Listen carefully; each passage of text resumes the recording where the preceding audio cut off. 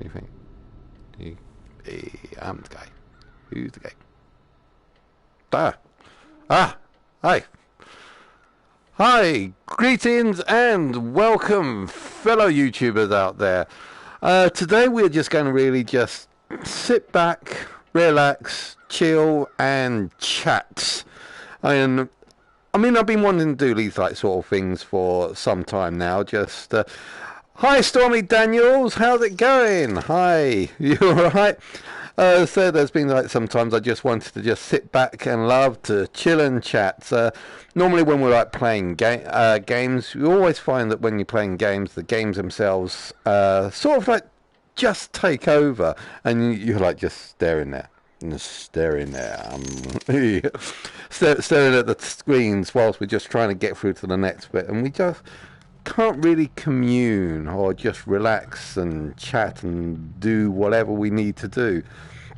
I was still looking out for games that we could actually play whilst chatting and looking at a chat log, and I was thinking, well, what about Werewolves Within?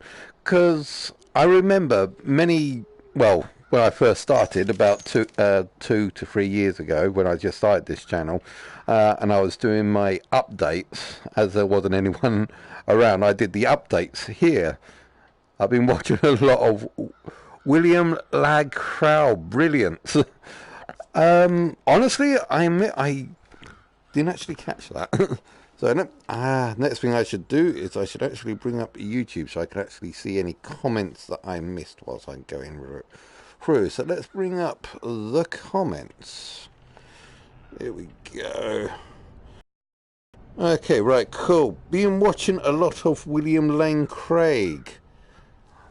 To be perfectly honest, I suffer from what's called nominal dysphagia. I find that nominal dysphagia is one of those ironic diseases. It means that, or illnesses. It means that I find it very hard to remember names. Now, I know a lot of Christian apologists.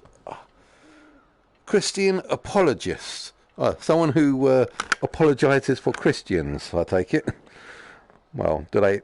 I guess they need a little bit of apology now and again, considering what they did to the witches back in the old Salem times.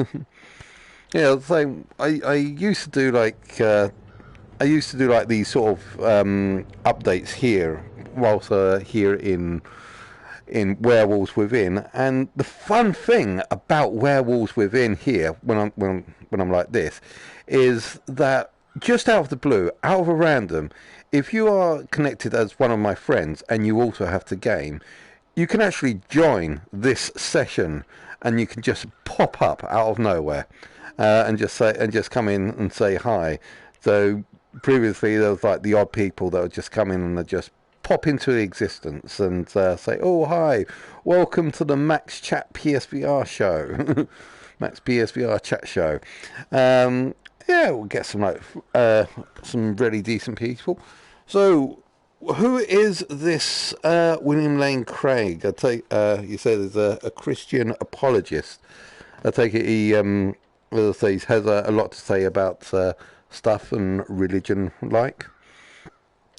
Still, things that are coming up. We notice we're getting a lot of stuff that started off the line not believing in God, but now looks missed the edge of that. I started off life not believing in God, but now as I look at it, I read more and listen more, I really do believe in God. It's been great for me. Oh, let me just move that down. The way that I see it, I've got a little bit of backwards and forwards in this aspect of religion and God and so on. Basically, in general, to religion himself. Now, you may see this as a little bit of a contradiction in terms, but religion in general is kind of blasphemous to God, really, if you want to have a look at it like that. Now, the reason I say religion in general is blasphemous to God, because each religion says, God is this, God is that, God knows all, and God preaches that you do this.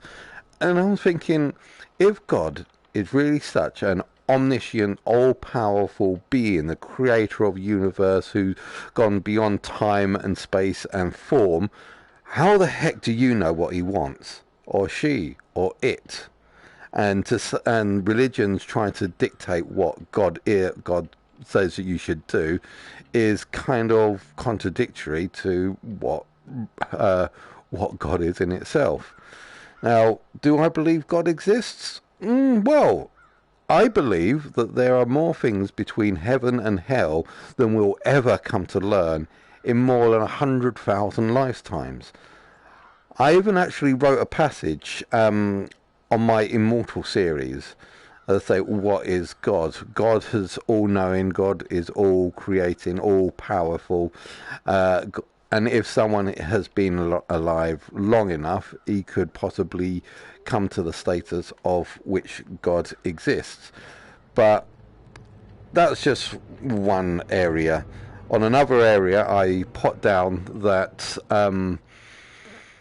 the universe in its entirety is sentient, and that it's got a damn sense of humour.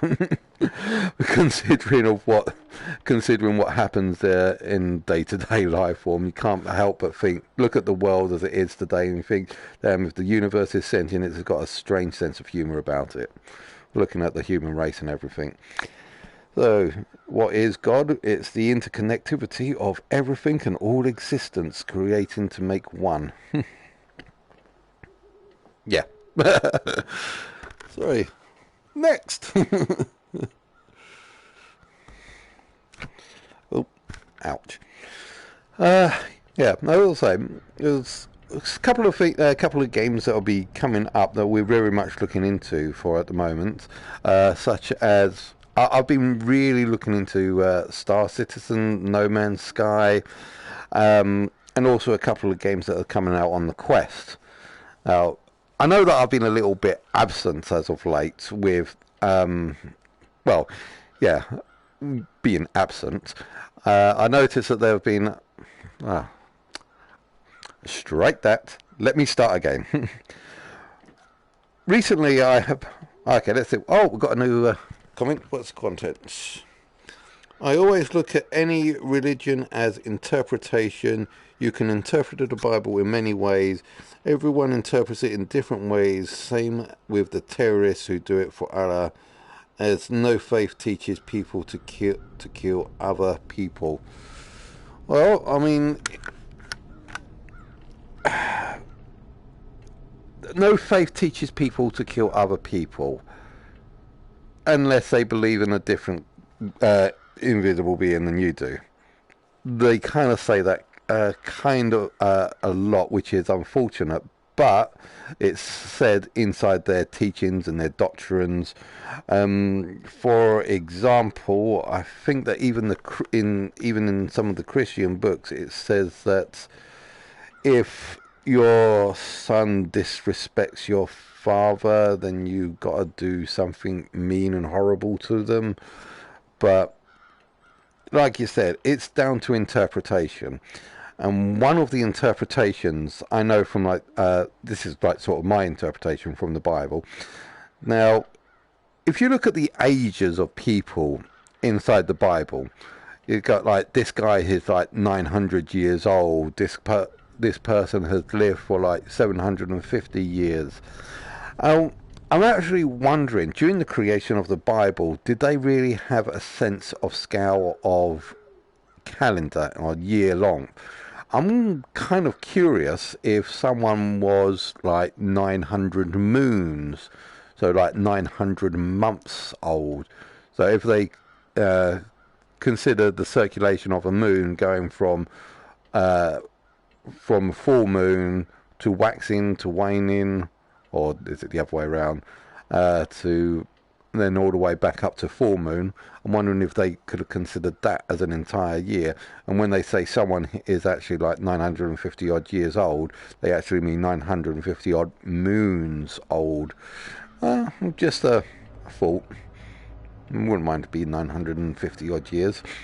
How many years is 950 odd moons? It's ouch, a little key. Just curious, how much is 950 odd moons? Let's have a little look at the calendar. CAL. The calendar. No, I'm also dyslexic. I can't read. I'm in calculator. No, thank you. Go. No, thank you.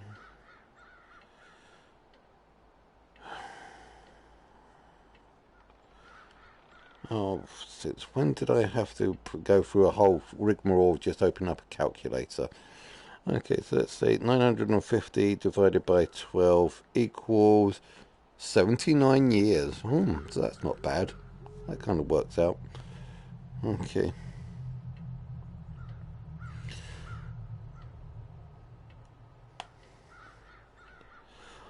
I definitely don't believe the whole world and universe sprung out by accident and designed randomly.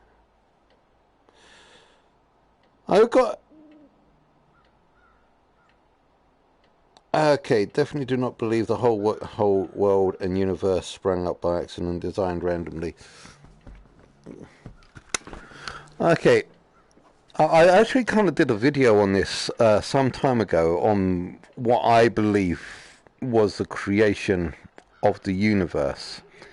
Now, if we're like looking down to intelligent design of a person, you always come up to the intelligent design versus evolution. Now, someone will come out and say, what use is half an eye? There is an entire argument going around what use is half an eye. So how could an eye, with all its complexities, be random? And the fact is that it's not random. It is basically just from light detecting tissues that just got better until it did create an eye. Over a long time. So that's the argument between intelligent design and evolution. Now, either which way, let's just go for the intelligent design look at things. For example, people would believe that mankind was created perfect from the beginning, so therefore evolution is not possible. And which my reply would be, well, if human was created perfect from the beginning, that would make evolution entirely possible. So if God designed humans to be the perfect being, then God would also design us to be adaptable to our surroundings. And surroundings change, times change, the world change. When we first came to existence as primates many billions of years ago, we were perfect for that environment. But as environment grew, we adapted to change. And this planet that we live on, has gone through many extinctions before we were here. It's gone through climate changes, it's gone through magnetic reversal of the poles, it's gone through ice winters over and over and over again. Life forms have been and gone over and over, and we are merely just a second on the tick of the clock of time that has governed this planet through its entire existence. So what I think that has happened over the last few billions, 4.5 billion years of Earth history, is that life has evolved, it has brought up, and after each individual extinction, we've created a better, more evolved life form has emerged that has been able to meet the events, meet the elements as they come, and as each one has gone into extinction for like meteor strikes or ice caps, the next one is smarter, more evolved, more adapt to the situation. And now we are here, and we are evolving. We are adapting to the world, to the environment, to the planet, and we are maintaining it to make it ours, so that when the next great ice age or the next meteor strike happens, we will still be here. We will learn to adapt, to survive, to become stronger and strife. I think all things must stride. Sorry, a little bit deep. Do we believe that the entire... So what do we evolve into? Here is a good evolution. Have you ever... What causes things to evolve? What causes things to evolve is... what was it called? Conflict. Conflict. And if we come from monkeys, why are there still monkeys? Well, they're not the same monkeys as we were. Monkeys are monkeys are different from what we came from. But basically, would you say that a monkey is a human? No, a monkey is a monkey, not a human. So we basically evolve. So maybe in another couple of billion years' time, monkeys become human-like, but we became from something else. I mean, we don't even have to look too far back to see changes in our own society, in our own history. Just the other day, we got some tickets to go see Harry Potter. A great show, a really great show, and did really quite enjoy it. But the theatre, give us one free miracle, and I will answer that. Let me read that. Give us one free miracle, and we will explain the rest. One free miracle. Here you go. Imagine you're sitting on a park bench and you're watching a scene unfold in front of you. A scene unfolding in front of you. You got like traffic going left and right. You got people walking up and down the street. A woman walks down the street with her shopping in her with her shopping in her bags, and her bags split. And as this bag splits, you get cans of tin start rolling all over the place.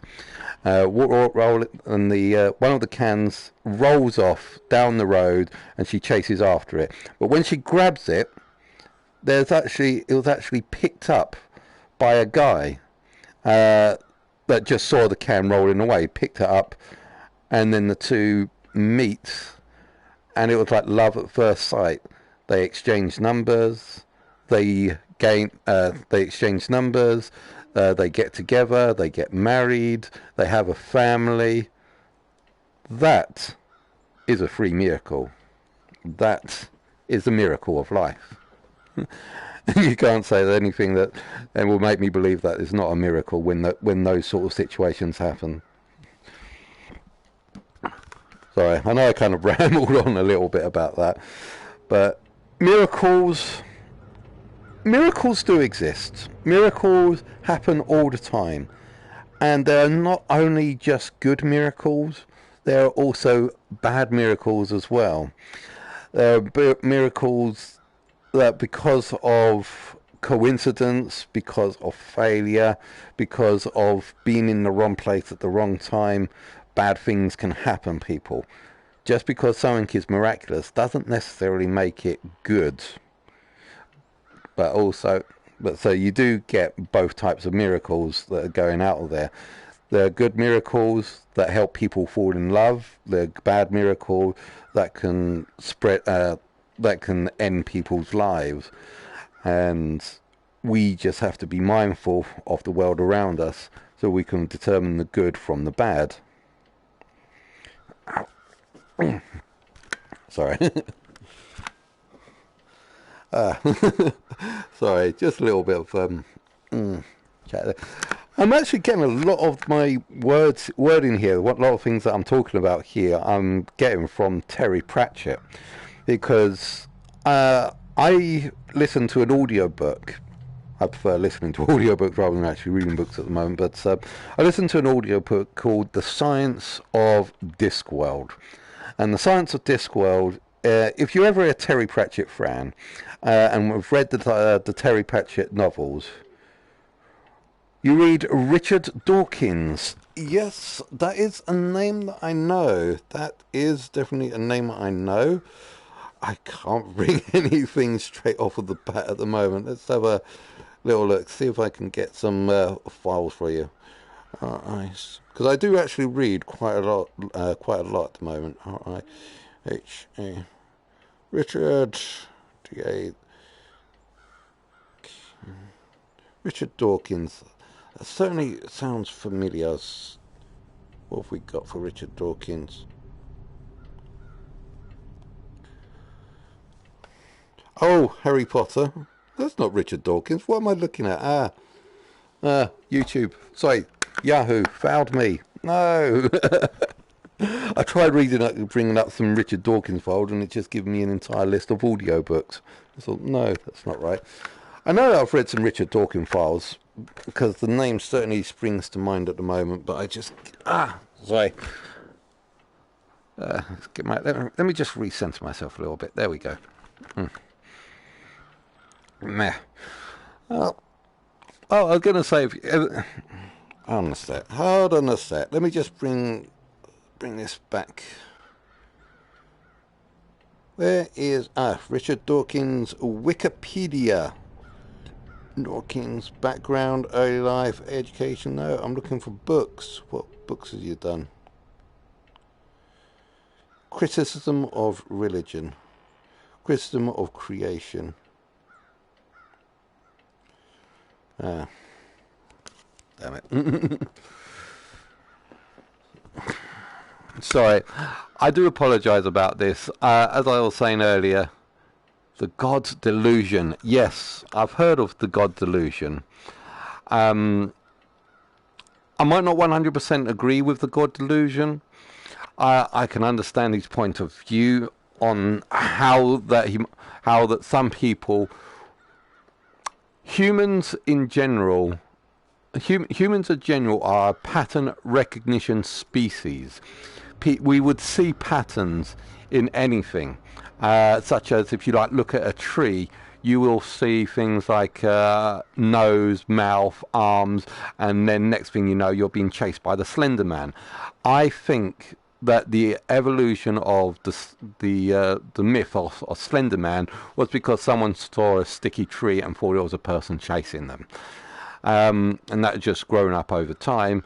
And because of belief creates things to manifest them to become real. And I am a very strong believer in the placebo effect.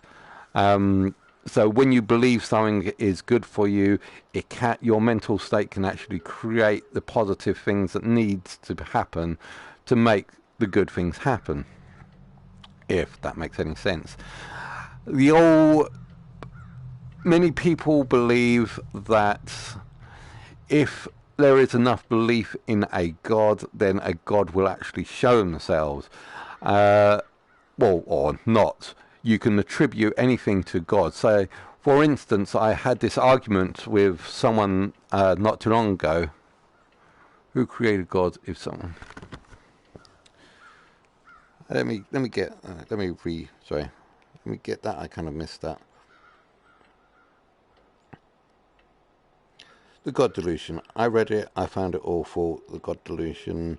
His main argument was, who created God? If someone created God, then God wouldn't be God. He talks about ideals. I don't have a PhD, but even I knew that.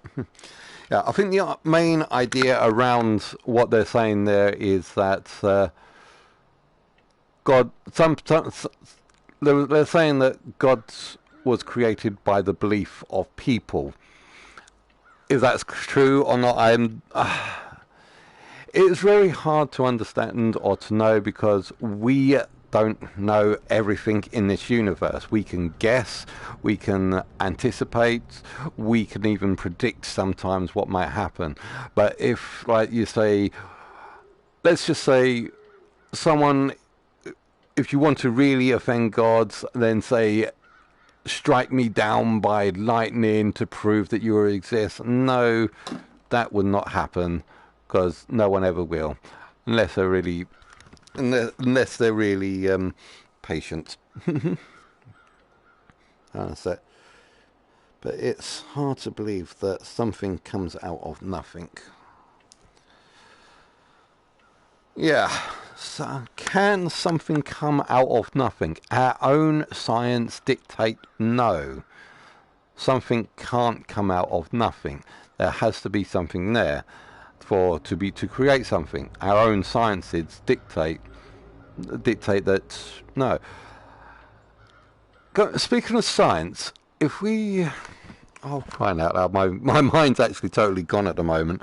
I'm trying to think of where I was going for. One of the inventors of science, I can't remember his name. One of the inventors of science actually created what we call the modern sciences as a means to discover God, because he was trying to look into the very essence of nature to actually find his answers to what is God. And even today we even create things like the God particle that's coming out of these. But I was going to say, right, if we was, one of my hypothesis is Scientology, the religion of Scientology. Well, if we're talking about the religion of Scientology, it's almost very similar to Mormonism, where we actually come from an alien place where everyone has infinite wives, and yeah, you mustn't drink caffeine.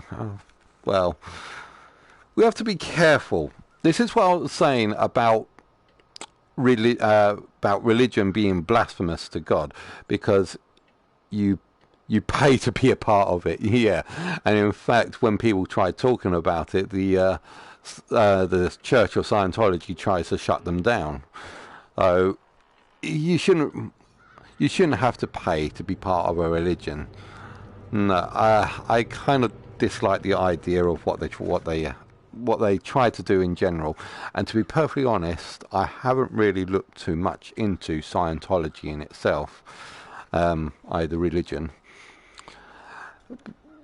Mustn't drink caffeine. I'm not believing in that one.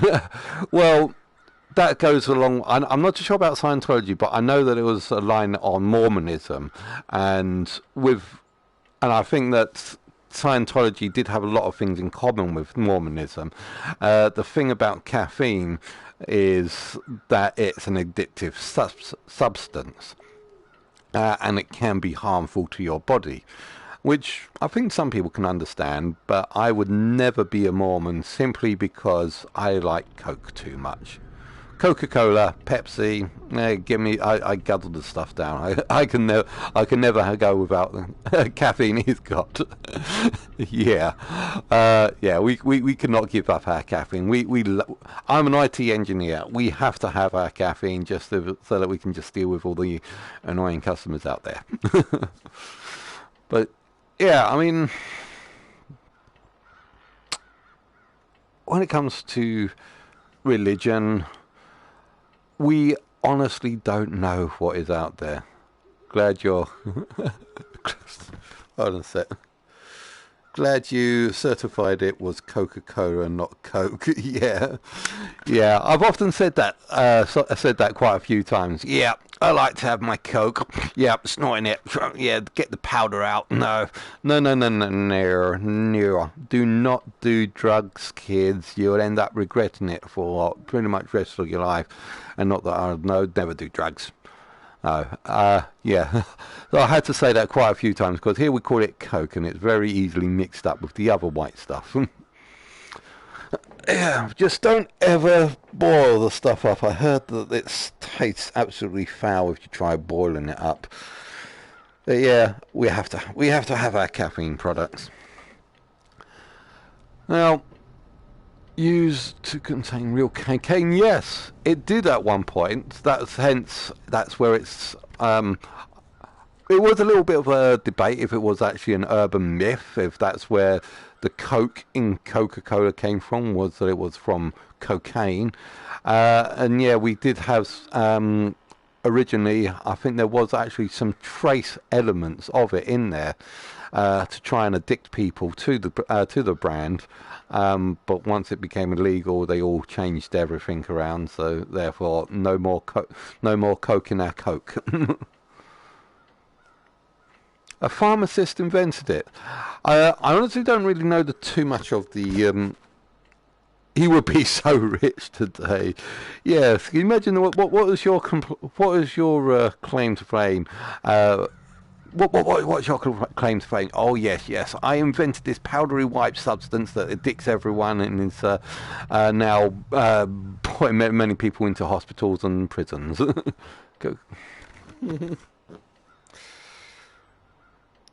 Coca-Cola has to be the biggest drink manufacturer ever. Yeah. Have you ever listened to or watched Red Dwarf? Have you ever saw like the I think it was from one of the one of the radio series they did for Red Dwarf. They had Coca-Cola was trying to do an advertising a big advertising gimmick by launching rockets to induce supernovas in the sky, and would cost the entire effect cost more than all of Earth's capital over the past several years combined together to create a blazing message across the sky in supernovas called Coke Adds Life. It would have pushed Pepsi right out of the market. But yeah, Coca-Cola is really Coca-Cola and Pepsi are one of the two of the top leading drinks companies in this country, simply because we don't really have anything else that we can drink. I actually did this sort of challenge to myself once: stop drinking Coke. I said, fine, okay. For about a month, I decided to do this no Coke challenge. In fact, I did it a little bit more extensive. It's so popular. Yeah, I did my no Coke challenge a little bit more extensive. I said no drink that is carbonated or caffeinated. So that for 1 month I did that. So there was no Coke, no coffee, no lemonade, or no fizzy, no butt fizz. Okay, so you go into a bar, you go into a pub. What do you ask for? Okay, we've got beers. Not really too much of a beer drinker. Ciders. Okay, have you got any like soft drinks? Yeah, they're all carbonated. Anything that's not carbonated or alcoholic, we can mix some orange juice up with some cranberry juice, maybe. No, don't like the sound of that. How about water? No, I want something with some flavour in it. I know, I got it. I got the ultimate answer. What I can have in a bar that meets all my criteria. Milk. Yep, for 1 month as a substitute for Coke, for Coca-Cola, I drank milk. And when you go to a bar, I'll tell you this, when you go to a bar and you ask for milk, they look at you like you're growing horns out of your head. Why you come here and you ask for milk? Semi-skimmed, please. You got to go Coke. Yeah, I mean, orange juice is nice. I like orange juice, but orange juice is expensive. So you buy a tiny little glass for about £2. I said, no, I don't want a tiny little 250 milliliter glass. I want a full pint of the stuff. Give me a full pint of orange juice. Yes, I know it's sugary, but I'm one of those people that actually believe that sugar is a good thing for a person. Now, this is how my argument goes for why sugar is a good thing for a person. People in general need calories because your body works on by burning up calories. So the more calories you got in your body, the more energy you can produce to, well, live, to move your arms, to beat your heart, to think. Everything that you do requires the consumption of calories. Now, sugar is one of the best intakes of getting calories into your system. The problem exists is when you have got too many calories, too many calories that you burn off, which there should be, because if there's less, then you die. If you don't have enough calories to burn off for your day's activities, then you can't do anything. You cease. You stop living. So you've got to have more than what your body uses up. Now, in general, your body is constantly preparing for a famine. And when your body is preparing for a famine, you store most, not all, but most excess calories as body fat. So therefore, during the day, when you are having when you've got less calorie intake, rather than just ceasing to live, than just dying, you would start burning off your body fat, and you take on calories through there to keep your body moving, keep your body ticking over, keep it going. So therefore, calories in general are good. It's what you need. Now, most people's bodies will only store up to a certain amount, and anything else over that amount is just all pooped out of your system.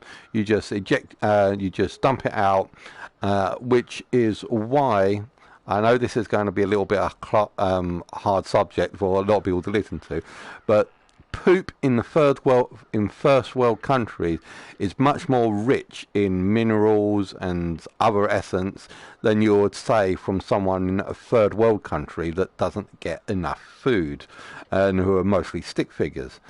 So therefore, most people will actually just excrete any excessive amount and only store on a small amount of what they need to eat. Now, that being said, yes, there are a lot of fat people all around on the planet. There are a lot of American people, and that is because there are some people who will eat to excess constantly, and when they eat to an excess, their body takes that as their norm and will constantly be taking on that extra food as fat storage, and they can't excrete it because they are constantly going over their limit. And also there is the total opposite end of the spectrum, which is problematic in diets. One of the reasons why diets are a problem is if you stop eating the amount of calories that you need to consume to live, then your body starts getting nervous. I'm not going to say shut down or anything. It starts panicking, because it's saying, look, I'm not eating enough calories. I'm not getting enough calories to burn.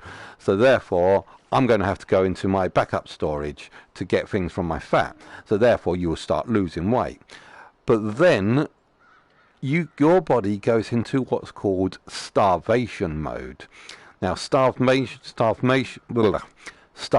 mode means that it takes off the limiters of how much calories it stores as fat cells. When you're in starvation mode, almost every single calorie, I'm not going to say every calorie because I don't want to be hold liable for that, but almost every single calorie you ingest, it will put straight into fat storage. So whilst you're taking less food, you will start gaining weight by eating very simple items, such as like maybe an apple or a bit of meat, simply because your body really wants to be getting its body weight up to a certain point. And that sort of point around when you're about, say, 15 or 16 years old, or when you're reaching puberty, when you're just going into your adolescence, your body is still growing, and then it gets to a point when it thinks that this is the body shape that you should be, and that is when your body will lock into that place. So when you have less food, it will try to build it back up to that, and when you have more food, it will then excrete out any excessive amounts, so you'll get back down to that. Yeah, sorry. We still got anyone watching, or is it just me at the moment? I think everyone's gone. They'd left. Okay. Well, I mean, have we got? Let me just check what's going on at the moment out here. Oh, oh yeah. Hi. Sorry, I was just like rambling on, and I was just wondering, am I just like talking to myself here? Yeah. But yeah, I mean that's still. But yeah, these are just my theories, or I can't actually say theories because I'm not writing these up in a publication. These are my hypotheses. How I have interpreted the world when it's as it's gone by me over the past. Yes, of course.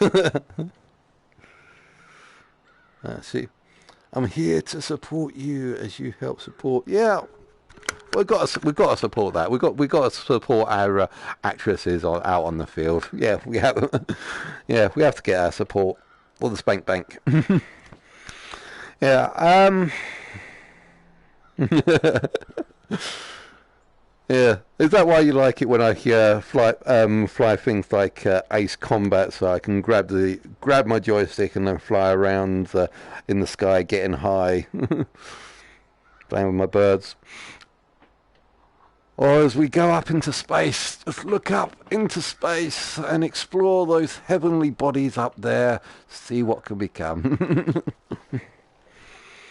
Yeah, actually, speaking of space, there's another hypothesis that I had. Sorry, I just want to have a little look up at space for a little bit whilst I relax and just chat. Now, I like the playing game as I like looking at the big. What was that? I like the playing game as I like looking at the big clocks. Oh, so you said clocks there. Me being dyslexic, I read that as something else. Yeah, so as I was saying, there's another theory. Now, I know you were saying it was hard to believe that everything in all of existence, in all of creation, came through from an accident that happened many billion years ago out of total randomness. And that is kind of what Albert Einstein once said.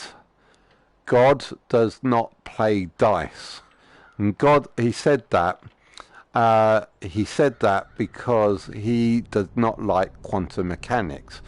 Quantum mechanics all being random. And I am quite with Albert Einstein on this. We do not have randomness in our universe. If you could take all the particles, God talks in maths. Yeah, sorry. If you can take all the particles in the universe, and you could know the direction and speeds direction, speed, and location of every single particle in the universe, and you were smart enough, you could predict everything to ever happen from that point forward. There is no such thing as randomness, because everything is managed and governed by physics. So if you know enough knowledge, or I think the idea is if you have enough knowledge, you can predict what's going to happen.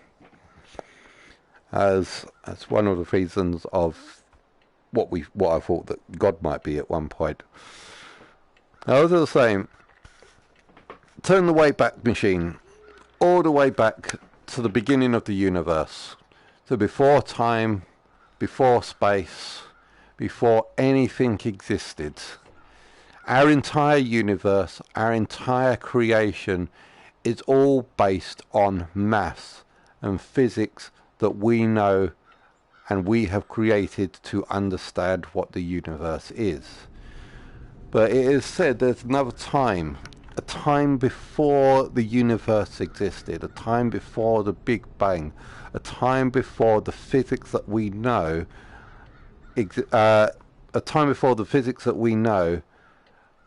was a different sort of reality, a time where mathematics was completely unknown to what we have now. So what we have now is if 0 plus 0 would always equal 0.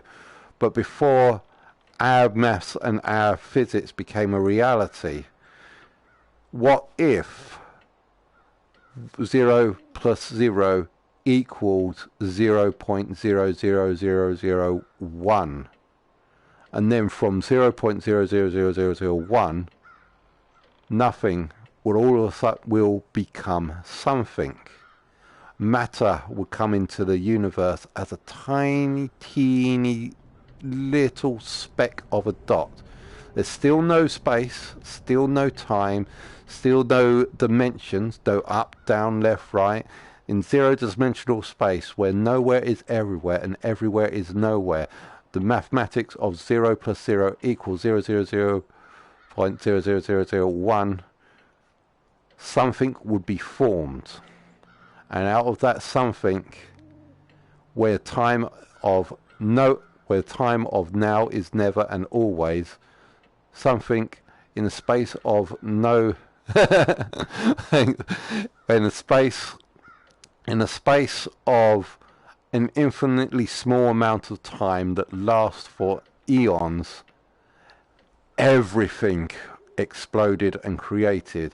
The dimensions unfolded themselves, left, right, up, down, in, out, all three dimensions expanded. Our three-dimensional space expanded our three-dimensional universe expanded in a zero-dimensional space, and it's growing like a balloon.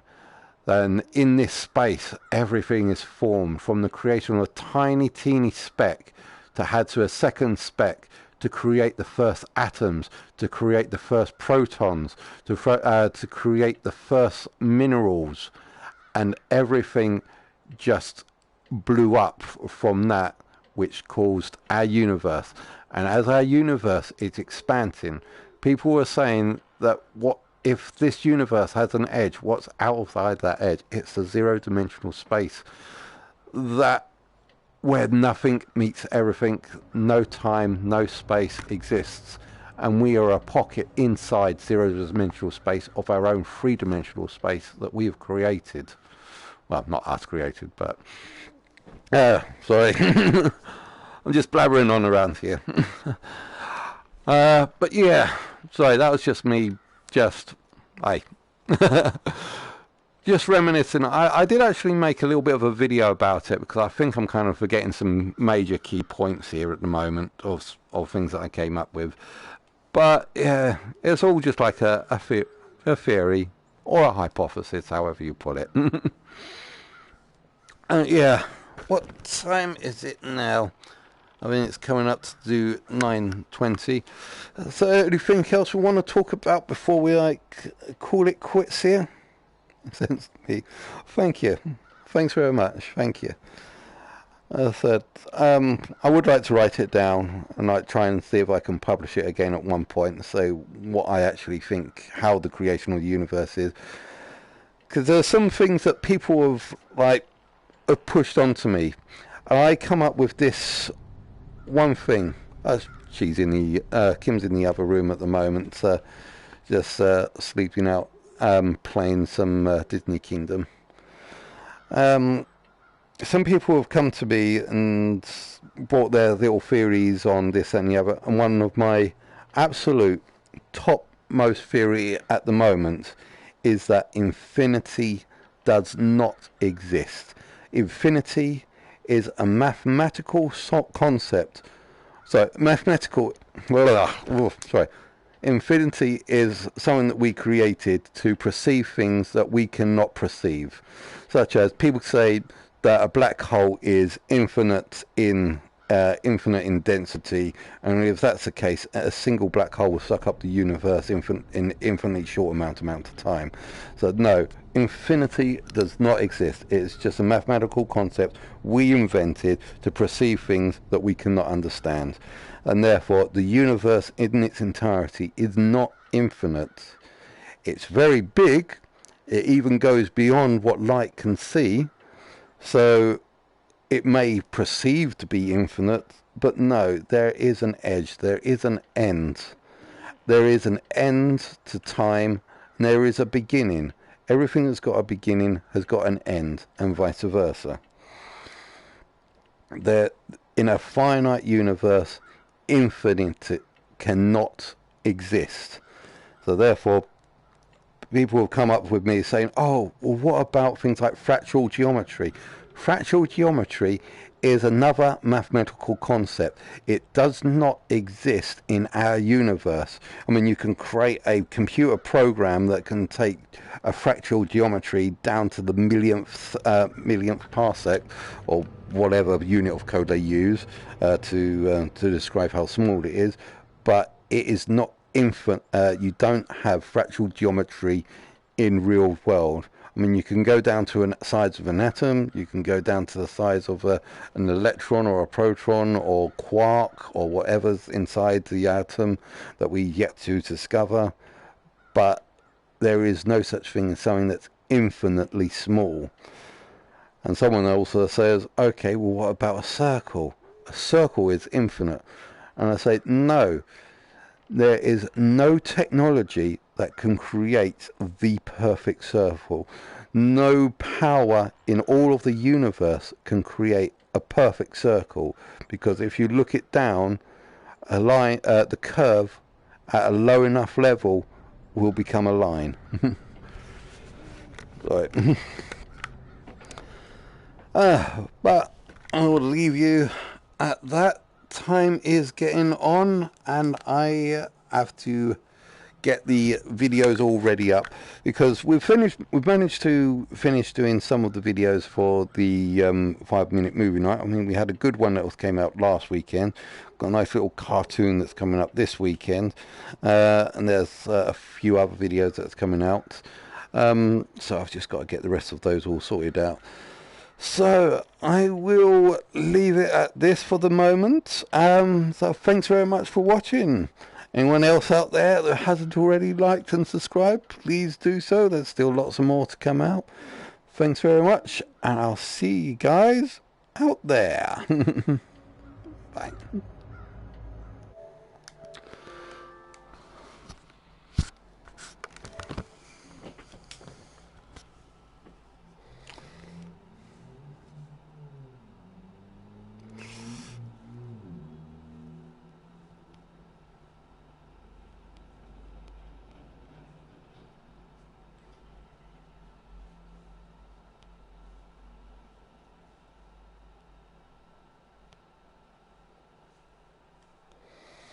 Hmm.